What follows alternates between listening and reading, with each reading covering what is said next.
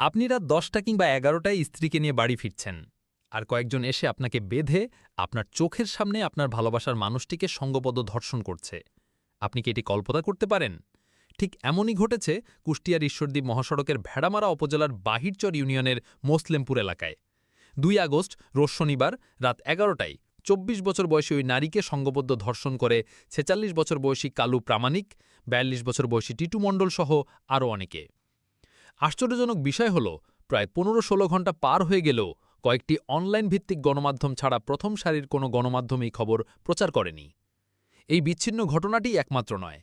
মানবাধিকার সংস্থাগুলোর রিপোর্ট অনুযায়ী গত ৬ মাসেই ৪৪১টিরও মতো ধর্ষণের ঘটনা রেকর্ড করা হয়েছে। কিন্তু ব্রিটিশদের দ্বারা প্রণীত বিচার ব্যবস্থার আওতায় বিচার প্রক্রিয়ার দীর্ঘসূত্রিতায় অপরাধীদের দৃষ্টান্তমূলক কোনো দৃশ্যমান শাস্তি আমাদের সামনে আসে না বললেই চলে। অপরদিকে আফগানিস্তানে ইসলামী শারিয়া ভিত্তিক আইন কার্যকর থাকায় গত ৬ মাসে ধর্ষণের একটিও ঘটনা ঘটেনি।